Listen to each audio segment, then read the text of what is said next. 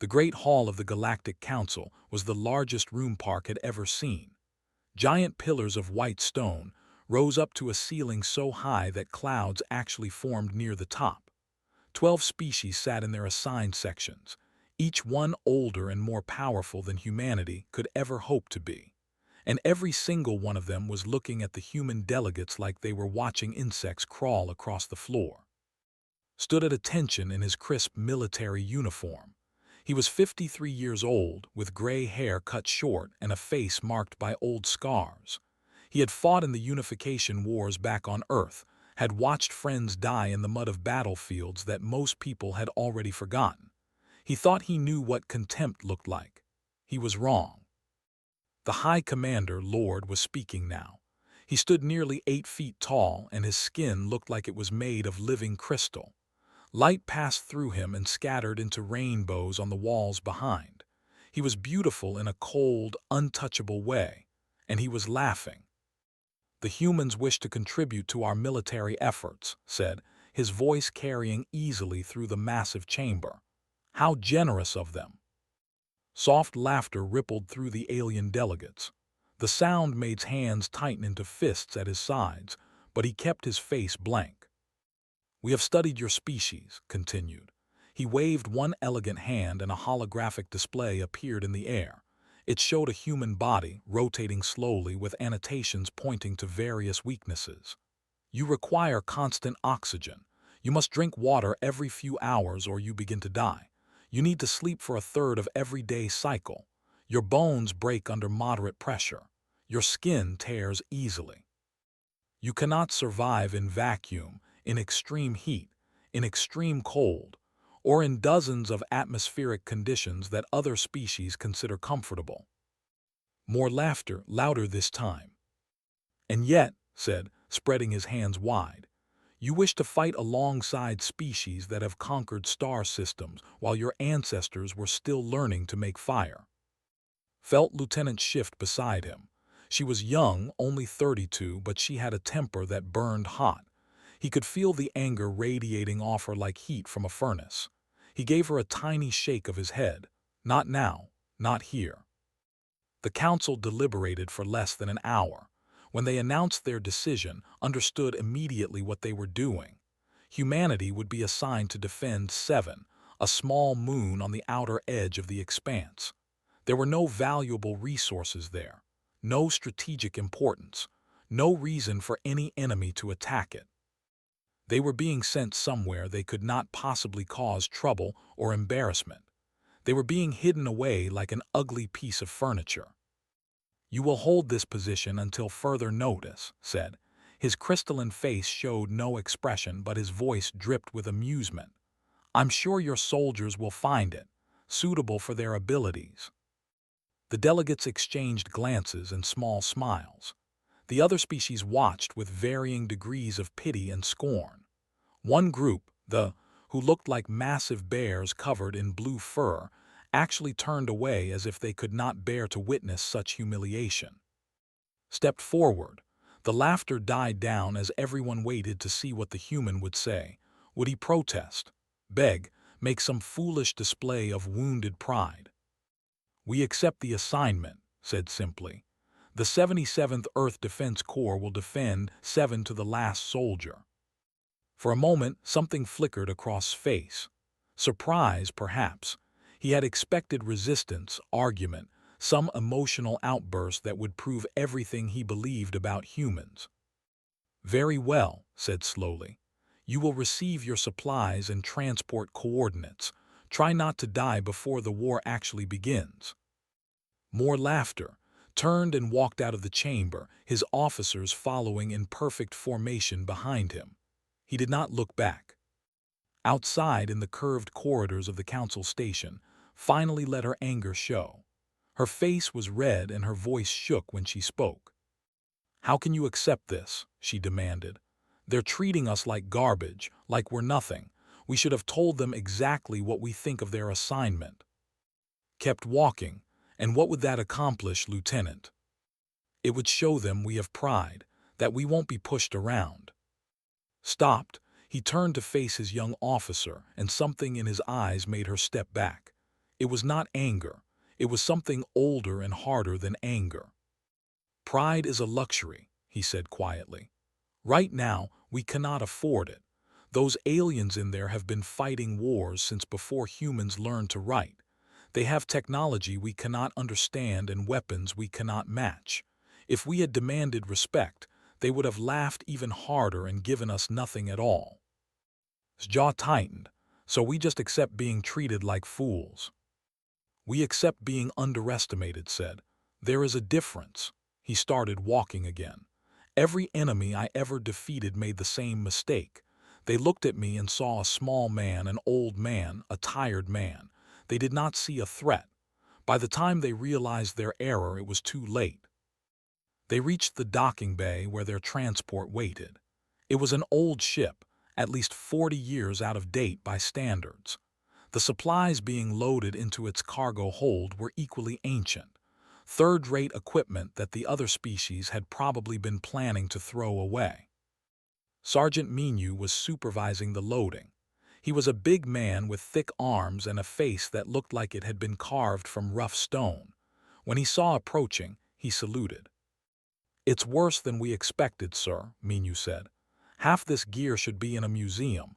The food supplies are enough for maybe 3 months, and the ammunition," he shook his head. Looked at the crates being carried past. Then he looked up at his soldiers, the men and women of the 77th who had followed him from Earth. They were watching him, waiting to see how he would react. He thought about 7, a forgotten moon that nobody cared about, a place where humanity had been sent to be forgotten, but had learned something in his long years of war. Battles were not won by the side with the best equipment or the most soldiers. Battles were won by the side that refused to lose. And whatever else you could say about humans, they had spent their entire history refusing to lose against impossible odds. "Begin training exercises tomorrow at 500, said. "Double shifts, full combat simulations. I want every soldier ready to fight in any conditions." Minu's eyebrows rose. "Sir, we're assigned to guard duty on an empty moon. There's nothing out there to fight." Smiled. It was not a pleasant smile. "Not yet," he said, "but there will be. The galaxy thinks they know what humans are capable of. They're wrong." He turned to look at, "And when the time comes, we will teach them." Attack came on the 43rd day. Private Lee was on watch duty when the first ships appeared in the sky. She was 22 years old, fresh out of training, and until that moment she had never seen an enemy vessel except in simulations. Now there were hundreds of them, dropping through the thin atmosphere of 7 like a swarm of angry insects. She hit the alarm button and ran. Throughout the base, soldiers scrambled from their beds and grabbed their weapons. Colonel was in the command center within 3 minutes, still pulling on his armor as he studied the tactical display. "Dominion," Lieutenant reported. Her voice was calm, but her eyes were wide. "At least 10,000 ground troops, possibly more. They bypassed the main council defenses entirely." Nodded slowly. He had expected something like this. There were conquerors, and they were smart. They knew that the supposedly worthless moon of 7 sat along a hidden supply route. Taking it would cut off the council's western flank. "Contact the command," he ordered. "Tell them we need reinforcements." The response came back within minutes. Lord's voice crackled through the speakers, distant and unconcerned. "Hold your position for 6 hours. Reinforcements will arrive when available. Out." 6 hours. Against 10,000 warriors, with 800 human soldiers and equipment that should have been scrapped years ago. "Looked at, sir, that's impossible. We can't hold against those numbers." "We weren't asked if it was possible," replied. He opened a channel to all units. "All soldiers, this is Colonel Park. The enemy is coming and we are going to meet them. Remember your training. Remember why you're here. Today, we show the galaxy what humans are made of." The first landed on the eastern ridge an hour later. Sergeant Minu was waiting for them with his heavy weapon squad. Through his scope, he got his first clear look at the enemy. They were tall and thin, with hard shells covering their bodies like armor. Their faces had no expression, just clusters of black eyes above clicking mandibles. They moved fast, faster than any human could run, and they carried weapons that fired bolts of superheated plasma. "Ugly things," Minyu muttered. Then he opened fire. The battle for the eastern ridge lasted 4 hours. Minyu's squad killed 300 in the first wave. Then the second wave came. And the third. The aliens kept pushing forward, climbing over the bodies of their fallen, showing no fear and no hesitation. Minyu took a plasma bolt through his left shoulder. The pain was incredible, like someone had pressed a hot iron into his flesh. He could smell his own skin burning. Any sensible person would have fallen back, called for a medic, gotten out of the fight. Minyu was not a sensible person. He switched his rifle to his right hand and kept shooting. When his ammunition ran low, he picked up weapons from dead and used those instead. When a warrior got close enough to grab him, he beat it to death with the butt of his empty rifle. "Sergeant, you're wounded," one of his soldiers shouted. "I know," Minyu shouted back. "So are they." On the Western Front found herself in a nightmare. Her squad had been hit hard in the opening minutes, and now she was one of only 4 survivors. The squad leader was dead. The radio was destroyed. All around her, warriors were closing in. She remembered what Colonel had said during training. When everything goes wrong, you have 2 choices. You can give up and die, or you can keep fighting and maybe live. There is no third option. Chose to fight. She moved from cover to cover, firing quick bursts, never staying in one place long enough for them to target her. When her rifle ran out of ammunition, she grabbed one from a fallen soldier. When that ran out too, she pulled out her pistol. When the pistol was empty, she fixed her bayonet and charged. The warrior she attacked was twice her size. It looked at her with those dead black eyes, confused by this tiny creature running toward it instead of away. Its confusion lasted about 2 seconds. Then's bayonet found the gap between its chest plates, and it stopped being confused about anything. 6 hours passed. Had promised they would hold for 6 hours, but the reinforcements did not come. The sun set over 7. In the darkness, the fighting became even more brutal. Humans could not see well at night, but they adapted. They used flares, thermal scopes, sound. They set traps and ambushes. They made the pay for every meter of ground in blood. 12 hours passed, still no reinforcements. Found in the command center, studying maps by the light of emergency lanterns. The main power had failed hours ago. "We've lost 300 soldiers," she reported. Her voice was hoarse from shouting orders. "The eastern perimeter is barely holding. Western front has fallen back twice.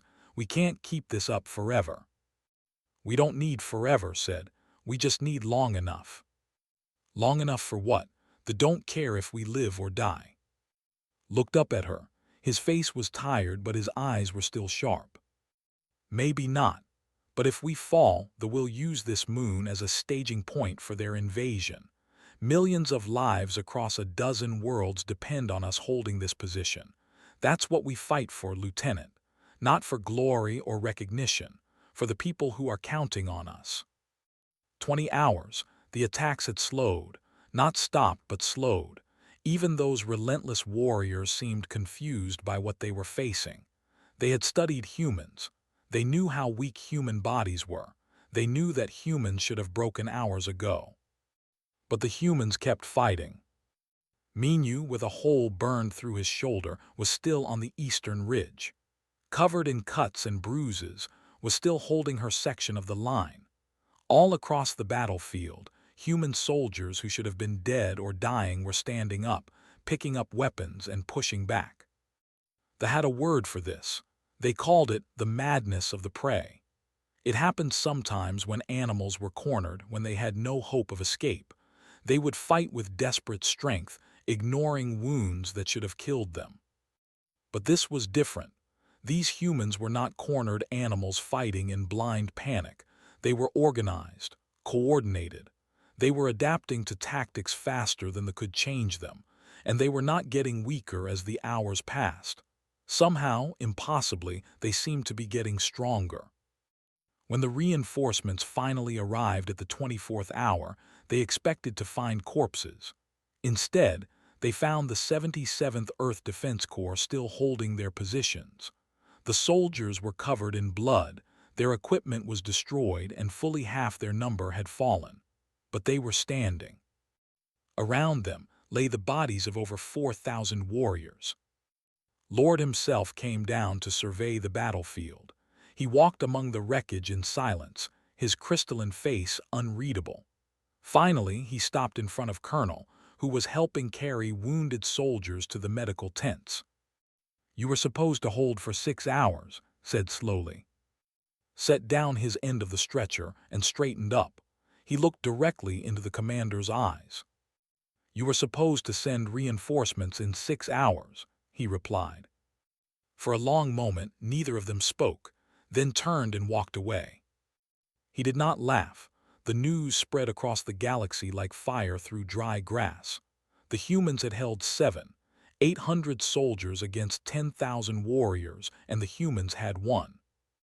At first, no one believed it. They claimed their timely reinforcements had saved the day.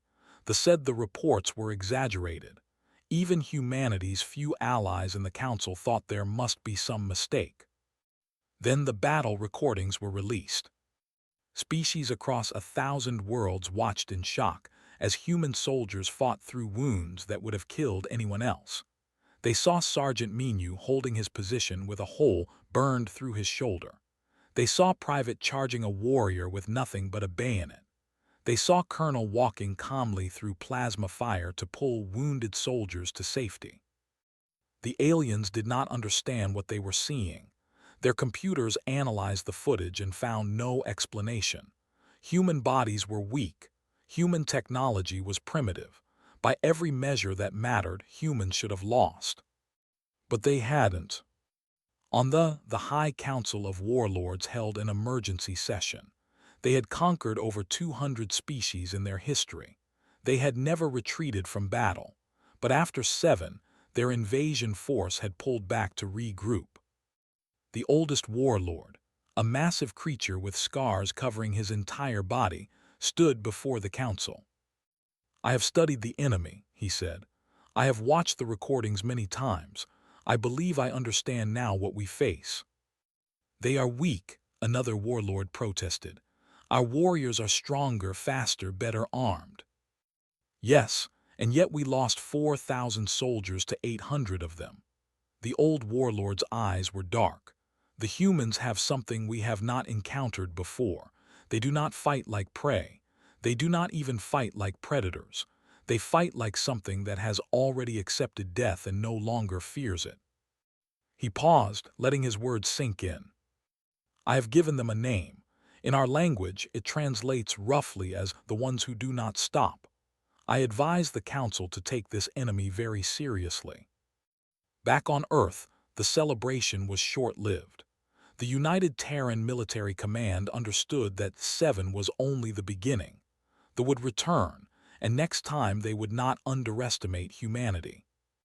General Bay sat in her office in the Seoul Command Center, reading reports from the front lines. She was 61 years old, with iron-gray hair pulled back in a tight bun. Her face rarely showed emotion, but those who knew her well could see the intensity burning behind her calm exterior. During the Unification Wars, had been a young captain commanding a small unit in the Eastern Coalition. She had won 17 engagements against forces that outnumbered her, using tactics that her enemies never expected. Now she commanded all of humanity's military forces, and she had a plan. "We need a new kind of soldier," she told her assembled generals. "The galaxy thinks we are weak because our bodies are fragile. They are half right. Our bodies are fragile, but that has never stopped us before." She activated a holographic display showing a suit of powered armor. It was sleek and deadly looking, covered in angular plates of dark metal. "This is Project Ironclad. Our scientists have been working on it for 20 years. The suit amplifies human strength by a factor of 10. It provides full environmental protection, allowing our soldiers to fight in conditions that would kill an unprotected human. And most importantly, it is adaptable. She highlighted a section of the armor's design. They have better shields than us. They have harder natural armor. They are physically stronger. But all of them fight the same way they have always fought, using the same tactics their ancestors used thousands of years ago. Humans don't do that. We change. We adapt. We learn from every battle and come back stronger. The recruitment call went out across Earth. Volunteers came from every nation, every background, every walk of life. They were farmers and factory workers, teachers and doctors, athletes and artists. What they had in common was simple. They had all faced impossible situations and refused to give up. Corporal Han was one of the first to volunteer. She was 28 years old, a combat medic who had served at 7. During the battle, she had saved 37 lives, sometimes crawling through plasma fire to reach wounded soldiers. She had taken 3 injuries herself and kept working. "Why do you want to join?" the recruitment officer asked her. Thought about the question for a moment. "Because I was there," she finally said. "I saw what we could do when we had nothing but courage and each other. Imagine what we could do with proper equipment." Sergeant Major O was another early recruit. He was a giant of a man, nearly 2 meters tall, with arms like tree trunks. But what made him special was not his size. It was his absolute calm under pressure. In 30 years of military service, no one had ever seen panic. No one had ever heard him raise his voice. "You understand this will be dangerous," the training officer told him. "The mortality rate during testing has been significant." Simply nodded, "I understand." "Are you not afraid?" "Fear is a tool," said quietly. "It warns you of danger, but it does not control you unless you let it." The training was brutal. Candidates were pushed beyond their limits every single day. They ran until their legs failed, then crawled. They fought until their arms gave out, then used their heads and teeth. They were dropped into hostile environments with no equipment and told to survive. Many washed out, many more were injured, a few died, but those who remained became something new. General addressed the first graduating class of the Ironclad Legion. They stood in perfect formation, 500 soldiers in gleaming black armor. Each one had proven themselves through trials that would have broken ordinary people. "The galaxy mocked us," said, her voice carrying across the parade ground. "They called us weak, fragile, primitive. They thought they knew what humans were capable of." She paused, looking at the faces of her soldiers. "They were wrong. We are strong because we feel pain and fight through it. We are dangerous because we adapt faster than any other species in the galaxy. We are terrifying because we never, ever give up." She raised her fist in salute. "You are the Ironclad Legion. You are the answer to everyone who ever doubted humanity. Go out there and show them what we truly are." Across the galaxy, intelligence agencies were watching. They noted the new human military formation with interest but not concern. They were more worried, remembering old legends about persistent predators who never stopped chasing their prey. They were already planning their next invasion, confident that numbers would win where individual battles had failed. None of them understood what was coming. Corporal checked her armor one final time. The ironclad suit fit like a second skin, responding to her thoughts almost before she had them. She felt strong. She felt ready. Beside her, Sergeant Major stood silent and still, waiting for deployment orders. His face showed nothing, but could see the readiness in his posture. He was like a loaded weapon waiting to be fired. "Are you nervous?" she asked him. Considered the question. "No," he finally said. "I have been nervous before. This is different. This is purpose." Nodded, she understood exactly what he meant. Somewhere out in the dark between stars, the Dominion was gathering its forces for the largest invasion in galactic history. They were coming to crush humanity once and for all, to prove that 7 had been a fluke, an accident, a mistake. They would learn the truth soon enough. The Armada came out of darkness like a wave of death. 15,000 warships, carrying over 2 million soldiers. It was the largest military force the galaxy had seen in 300 years. They did not attack the outer colonies.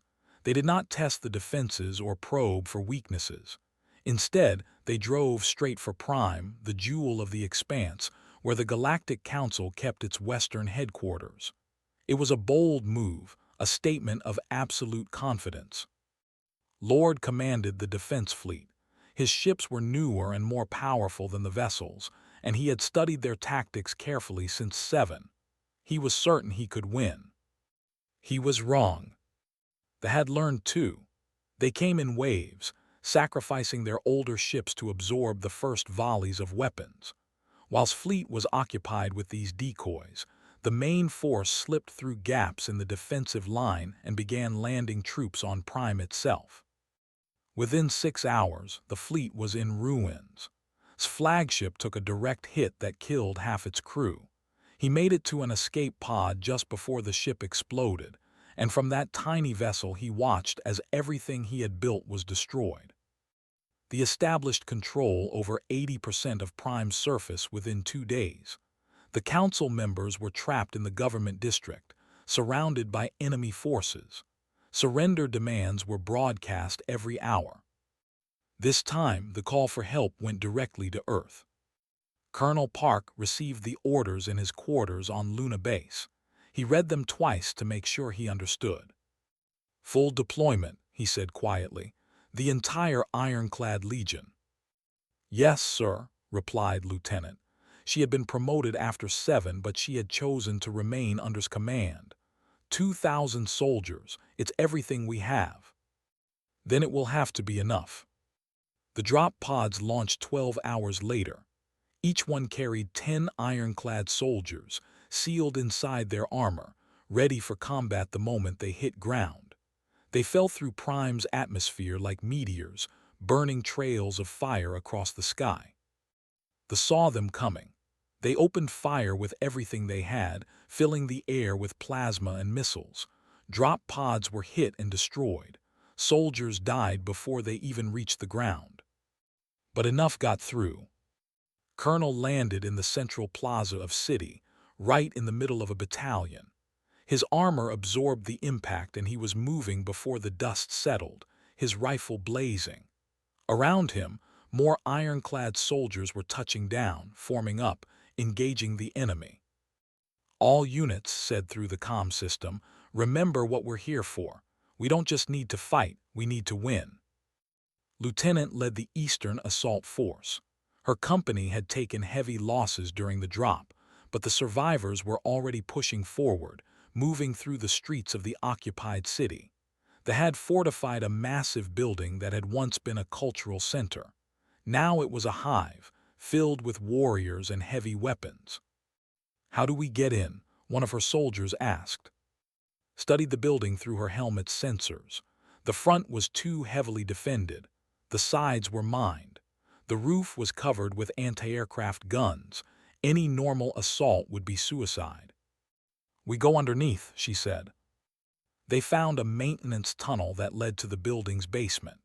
It was supposed to be blocked, but's armor gave her the strength to tear through the barriers. They emerged in the middle of the enemy position, behind their defenses, where they never expected anyone to appear. The fighting in the hive lasted 9 hours. Led her soldiers room by room, floor by floor, clearing the enemy with brutal efficiency. Halfway through, her power armor took a critical hit that disabled most of its systems. She stripped off the damaged plates and kept fighting in just her bodysuit and sidearm. A warrior cornered her on the 7th floor. It was huge, one of their elite guards with armor that could stop standard rifle rounds. It looked at her with those cold black eyes, certain of its victory.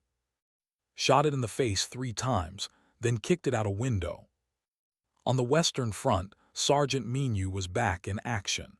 His shoulder had never fully healed from 7, and the doctors had told him he should not be fighting. he had ignored them. His squad was assigned to hold a bridge that connected two sections of the city. If they took it, they could bring reinforcements directly to the government district.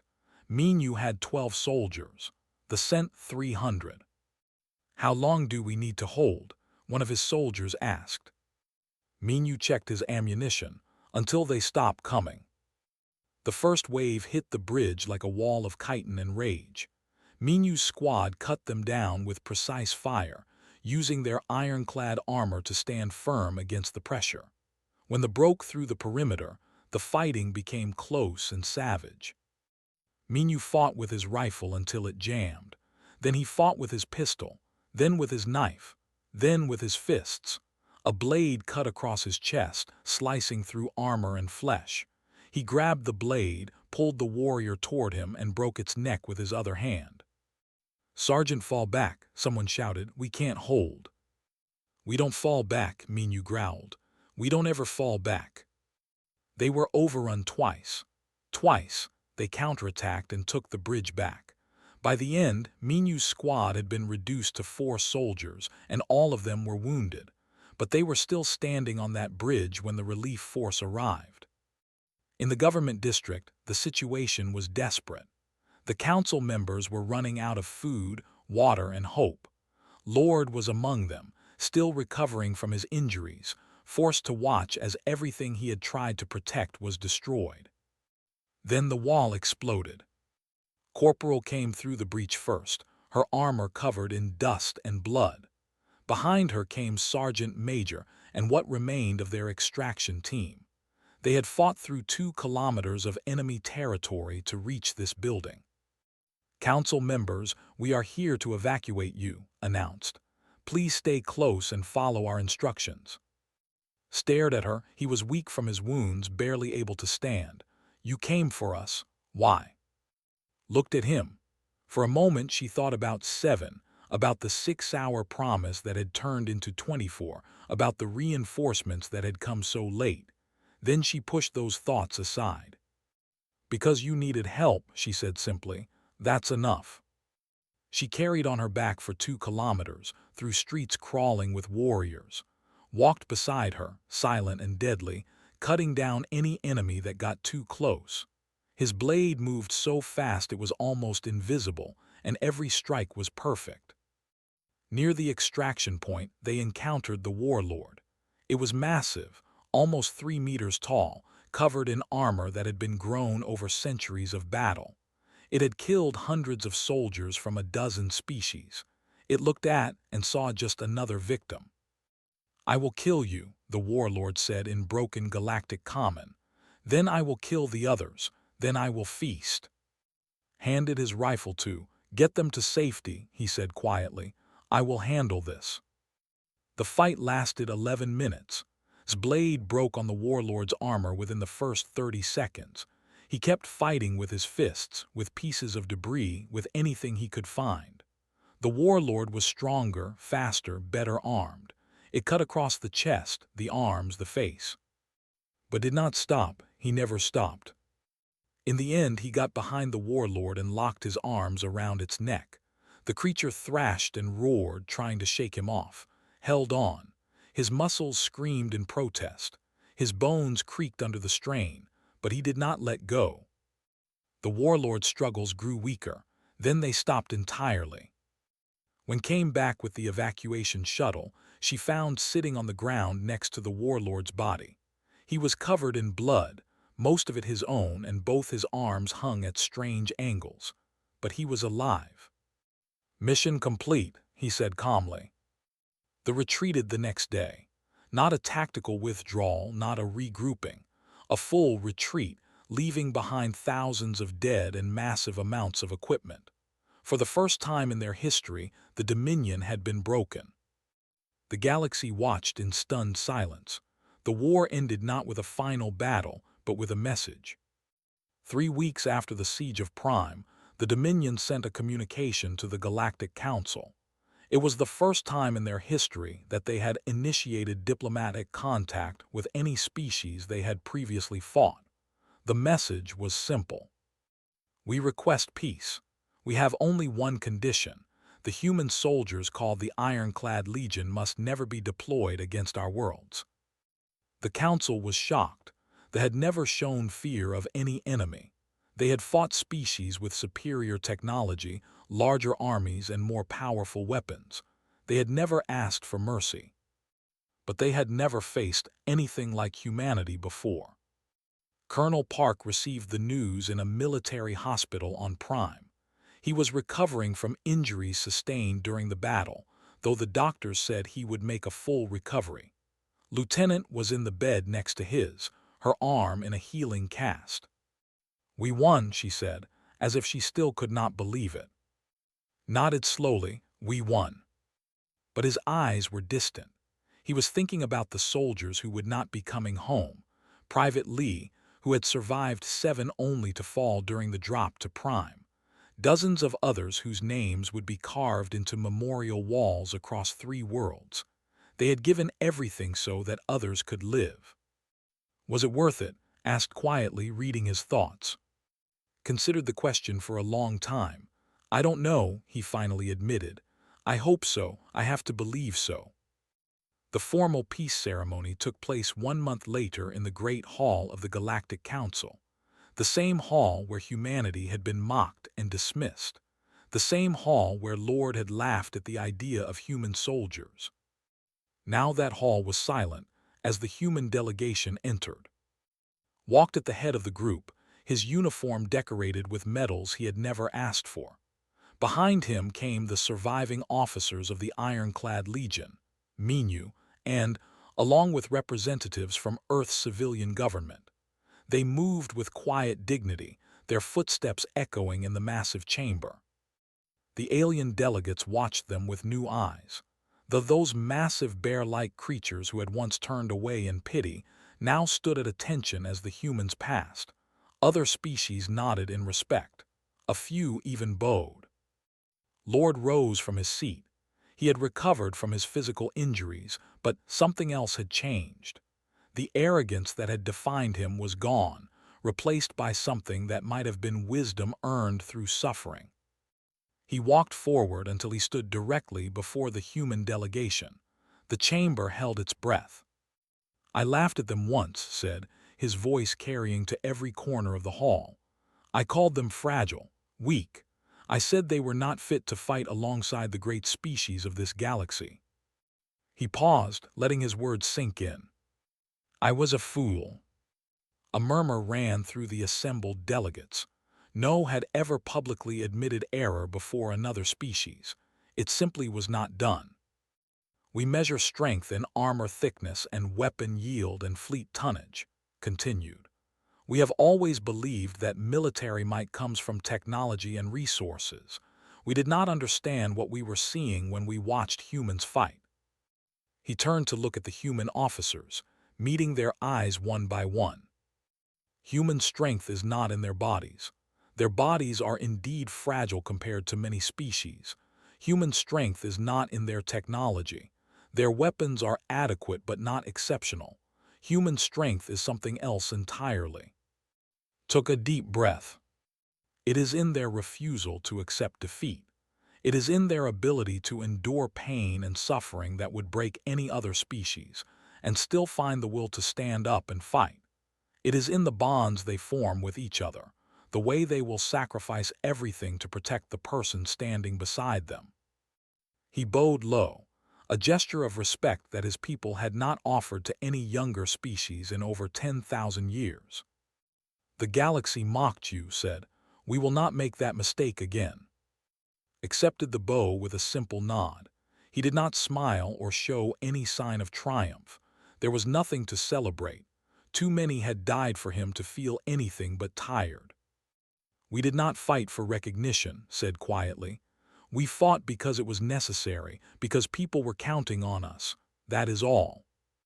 The peace treaty was signed that afternoon. The Dominion agreed to withdraw from all conquered territories and pay reparations to the species they had harmed. In exchange, the Galactic Council agreed to recognize their borders and establish diplomatic relations. The humans asked for nothing. They had not fought for territory or treasure or power. They had fought because someone needed help, and they were able to provide it.